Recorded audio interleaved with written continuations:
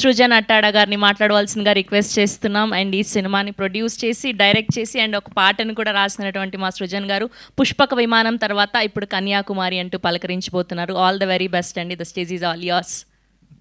Thank you madam. అందరికీ నమస్కారం అండి.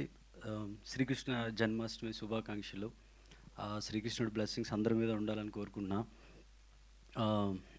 ఇది కన్యాకుమారి నాకు దర్శకుడిగా రెండో చిత్రం. ప్రొడ్యూసర్గా రాడికల్ పిక్చర్స్లో ఇది నా మొదటి చిత్రం. నా మొదటి సినిమా ప్రొడ్యూస్ చేసిన పుష్పక విమానం, నా గాడ్ ఫాదర్ గోవర్ధన్ దేవరకొండ గారికి ఈ సందర్భంగా నేను కృతజ్ఞతలు చెప్పుకుంటున్నా. అలానే మా విజయ్ దేవరకొండకి వాళ్ళ సపోర్ట్ వల్ల నేను ఇక్కడ ఉన్నా. దాని తర్వాత కన్యాకుమారి విషయానికి వచ్చేసరికి కన్యాకుమారి ఫిల్మ్ రిలేటెడ్గా ఒక మాట చెప్దాం అనుకుంటున్నా. ఈ ఫిల్మ్ ఎలాంటిది అంటే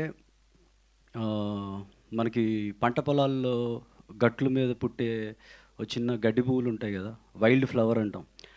ఆ కైండ్ ఆఫ్ ఫిల్మ్ ఇది. ఎందుకు అంటున్నాను అన్నది మీకు చెప్తా.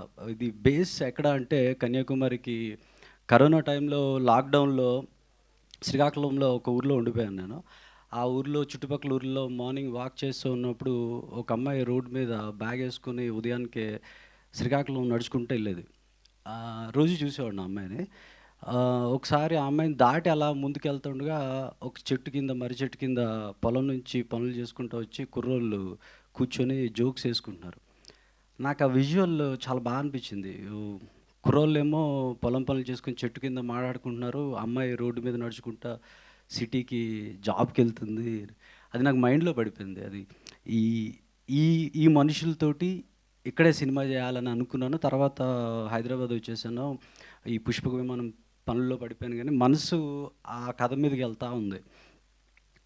కాకపోతే ఆ కైండ్ ఆఫ్ ఫిల్మ్ చేయాలంటే కొత్త యాక్టర్స్ కావాలి, కథలో ఒదిగిపోయే నటులు ఉండాలి. కొత్తలతో సినిమా చేస్తే పరిస్థితి ఏంటనేది అందరికీ తెలుసు, మన మీడియాకి తెలుసు, ఫిల్మ్ రిలేటెడ్ అందరికీ తెలుసు. నువ్వు ఫెయిల్ అయిపోతావు, రిలీజ్ అవ్వదు, money, all these are challenges. ఎందుకో మరి నాకు మనసుకి ఇదే చేయాలనిపించింది. ఏమైతే అయింది, ఇది చేయాలనుకున్నా. కాకపోతే ఇందులో నాకు ఛాలెంజ్ ఏంటంటే, ఇందులో హీరో పాత్ర మీరు టీజర్ చూసుంటారు, అందులో రైతు. కథకు అనుసారంగా నేను డిఫరెంట్ ల్యాండ్స్కేప్స్ షూట్ చేద్దాం అనుకున్నా. ఇప్పుడు మనం చూస్తే వర్షాకాలంలో భూమి అంతా గ్రీన్గా పచ్చగా ఉంటుంది, ఎండాకాలంలో బ్రౌన్గా ఉంటుంది. జాన్వరి ఆ టైంలో ఆ ఏరియాలో కొద్దిగా ఎల్లోయిష్గా ఉంటుంది. అవి క్యాచ్ చేద్దాం అనుకున్నా. అది చూపించాలన్నా ఒక 1.5 year టైం పడుతుంది. ఇది అర్థం చేసుకునే ప్రొడ్యూసర్స్ ఎవరు ఉంటారో, మనం వేరే వాళ్ళకి ఇబ్బంది పెట్టకూడదు, ఇది నేనే చేయాలని డిసైడ్ అయ్యాను. బట్ నేనే చేయాలి అని అంటే మెయిన్గా మనీ ఉండాలి. సో ఇంటెన్షన్ ఉంది కానీ మనీ లేదు. కొద్దిగా నా దగ్గర ఉన్న డబ్బులు, ఇంట్లో ఉన్న డబ్బులతో శ్రీకాకుళం వెళ్ళిపోయి దారిలో విజయవాడ కనకదుర్గమ్మ టెంపుల్ దగ్గర దిగి నీదే భారం అని వెళ్ళిపోయాను. ఫస్ట్ స్కెడ్యూల్లోనే ఉన్న డబ్బులన్నీ అయిపోయి అక్కడ టోటల్గా ఏం చేసామంటే ఒక 4-5 ఇల్లులు తీసుకొని టోటల్ క్యాస్ట్ అండ్ క్రూ అక్కడే ఉండిపోయాము. ఒక 8-9 months అక్కడే ఉండిపోయాము. మళ్ళీ వెళ్తూ వస్తూ ఉన్నాం.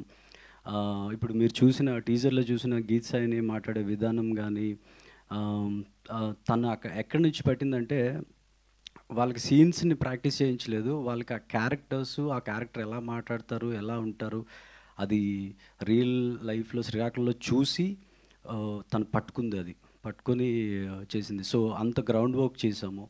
హీరో చేసిన పాత్ర రైతు, వాడికి మా ఊరు తీసుకెళ్ళి లుంగీను టవల్ అన్నీ ఇచ్చేసి ఒక పారిచ్చి ఒరిజినల్ రైతులతో పొలంకి వెళ్ళి పని చేయించేవాడిని.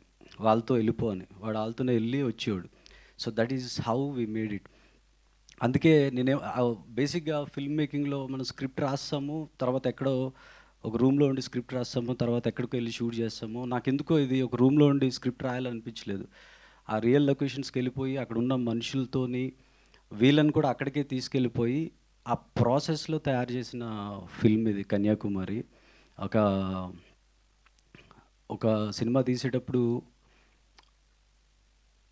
అవి ఇప్పుడు పల్లెటూరులో ఏమనేవాళ్ళంటే, మళ్ళీ మళ్ళీ ఎందుకురా వస్తున్నాడు ఈడు అన్నట్టు అనేవాళ్ళు. ఆ సేమ్ ఊరు షూటింగ్‌కి వెళ్తా ఉండేవాడిని. ఫస్ట్ డే రెస్పెక్ట్ ఇచ్చేవాళ్ళు. సెకండ్ డే ఎవడ్రా ఈడు మళ్ళీ వస్తున్నాడని.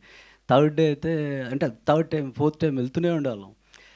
అది ఆ ఫిల్మ్ మేకింగ్ ప్రాసెస్‌ని గానీ, ఆ కష్టాలను గానీ అర్థం చేసుకోవాలి అనే అర్థం చేసుకునే వాళ్ళు చాలా తక్కువుంటారు. హ్మ్. ఒకటే ఇంటెన్షన్ పెట్టుకున్నాను. రేపు లేదు ఇంకొక సినిమా కూడా చేయను. ఇది కొత్త యాక్టర్స్‌తో చేస్తా. అది రిలీజ్ అవుతదో లేదో తెలియదు. బట్ ఈ ఒక్క సినిమా అయితే చేస్తా. అది 10 మందికి చూపించినా చాలు. వాళ్ళకి నచ్చినా చాలు అని ఆహ్, సినిమా చేయకముందు గోల్డ్ చైన్, ఉంగరాలు అన్నీ ఉండేవి. ఇప్పుడు ఏం లేవు. మా నాన్నగారు బ్యాంక్‌లో పనిచేసేవాళ్ళు. అతను రిటైర్ అయిపోయారు. ఇప్పుడు లోన్స్ ఆల్మోస్ట్ బ్యాంక్ లోన్స్ మీద చేసినవి.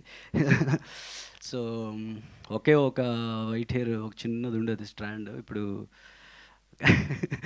So, that is how we made it. ఇక్కడ గీత్సాయిని లేకపోతే యాక్చువల్‌గా ఈ film impossible to do it అనమాట. అమ్మాయికి క్యారవాన్ లేదు. అక్కడ ఏ ఊరెళ్తే ఆ ఊర్లో ఎవరితోనో మాట్లాడి పరిచయం చేసుకొని ఆళ్ళింట్లోనే ఉండిపోయేది. వాళ్ళ ఇంట్లోనే మేకప్ గానీ ఇవన్నీ. అసలు మళ్ళీ యాక్టింగ్ చేసేది, ప్రొడక్షన్ ఏమైనా హెల్ప్ కావాలంటే చేస్తది. నేను డ్రైవరు, డైరెక్టరు, ప్రొడ్యూసరు అన్నీ. ఆహ్, ఒక ఐదుగురు టీమ్ మేము. నాకిద్దరు ఏడీస్ వంశీ, శేఖర్, గోపి, మదన్. ఏడీస్ ఆళ్ళే, ప్రొడక్షన్ టీమ్ ఆళ్ళే, ప్రొడ్యూసర్స్ ఆళ్ళే, ఎగ్జిక్యూటివ్ ఆళ్ళే, ఎవ్రీబడీ ఆ ఐదుగురమే సినిమా చేసాము గీత్ సైనితో. సో, ఇలాంటి ఫిల్మ్ అందుకే వైల్డ్ ఫ్లవర్ అన్న శ్రీకాకుళంలో ఎక్కడో చేసాం ఈ ఫిల్మ్‌ని. అలాంటి ఆ వైల్డ్ ఫ్లవర్, ఆ న్యాచురల్ ఫిల్మ్‌ని జనాల ముందుకి తేవాలి అనంటే, అసలు నేను షూట్ చేస్తున్నప్పుడు కూడా చెప్పా కదా! నేను ఇది రిలీజ్ చేయలేను. అసలు దీన్ని ముందుకు తీసుకెళ్తానా లేదా అనేది నాకు తెలియదు. ఇక్కడికొచ్చి ఫిల్మ్ అయిపోయిన తర్వాత ఫిల్మ్ కంప్లీట్ అయిన తర్వాత ఒక 100, 150 మెంబర్స్ చూపించాను నేను నార్మల్ ఆడియన్స్‌కి. వాళ్ళ రియాక్షన్స్ చూసిన తర్వాత ఒక కొంత సాటిస్ఫాక్షన్, హ్యాపీ అనిపించింది. అమ్మ! వి అచీవ్డ్ సంథింగ్ అని. ఇప్పుడు ఇది ఎలా ముందుకు తీసుకెళ్ళాలి? ఏంటి అనంటే మధుశాలిని మేడం గారు సినిమా చూసారు. ఆవిడకి ఎంత నచ్చింది అంటే ఆవిడ బేసిక్‌గా ఇలాంటి ఫిల్మ్స్ టికెట్ కొని థియేటర్‌కెళ్ళడానికే కొద్దిగా భయపడే టైంలో డబ్బులు పెట్టి సినిమాని ముందుకు తీసుకెళ్ళడానికి వచ్చారావిడ. So, thank you madam. ఆహ్, నేను చెప్పా గదా! దుర్గాదేవిని మొక్కుకొని నీదే భారం అన్నా. ఐ థింక్ ఆ బ్లెస్సింగ్స్‌తో షీ కేమ్ ఆన్ బోర్డ్.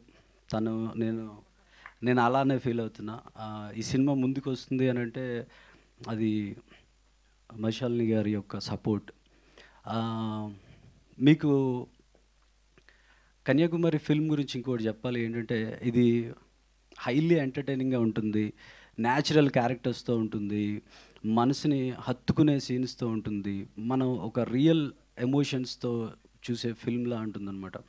ఆహ్, ఆగస్ట్ 27th వద్దాం అనుకుంటున్నాం గానీ, ఒక చిన్న సినిమా జస్ట్ కంటెంట్‌ని నమ్మి తీసిన సినిమా ఇది. ఇది జనాల ముందుకి ఇంకా ముందుకు తీసుకెళ్ళాలన్నా మాకు సపోర్ట్ కావాలి. దాన్ని అంటే చెప్పాను కదా! ఇప్పుడు మేము పడిన కష్టాలను చెప్పుకుంటే బుక్ రాయొచ్చు. కానీ చెప్పుకోవడం ఇష్టం లేదు. బట్ ఇది ముందుకు తీసుకెళ్ళాలి అంటే సపోర్ట్ కావాలి. నాకు బాగా ఇష్టమైన ప్రొడ్యూసర్ బన్నీవాస్ గారు. తనకి జడ్జిమెంట్ చాలా బావుంటది. తనకి అప్రోచ్ అయ్యాము. We want to show the film to him. తనకి నచ్చితే మాకు కావాల్సిన సపోర్ట్ వస్తదని మేము అనుకుంటున్నాము.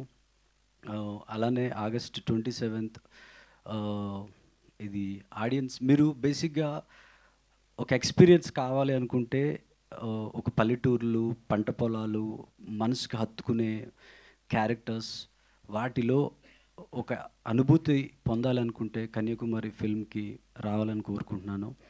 అలానే ప్రవీణ్ కంద్రేగుల సినిమా బండి తీశాడు, శుభం తీశాడు. Extraordinary film maker. సినిమా బండి నాకు తెలిసి ఆల్మోస్ట్ అలానే చేశాడు. సినిమా బండి తను పడిన కష్టాలు గానీ, ఆ సినిమాకొచ్చిన ఇది గానీ he is right guy. I don't know మనం పెళ్ళేది రైట్ టైంలో వచ్చాడు స్టేజ్ మీదకి. సో, అతను యాక్చువల్‌గా రైట్ గై. అలా తీసి సక్సెస్ కొట్టిన డైరెక్టర్ తను.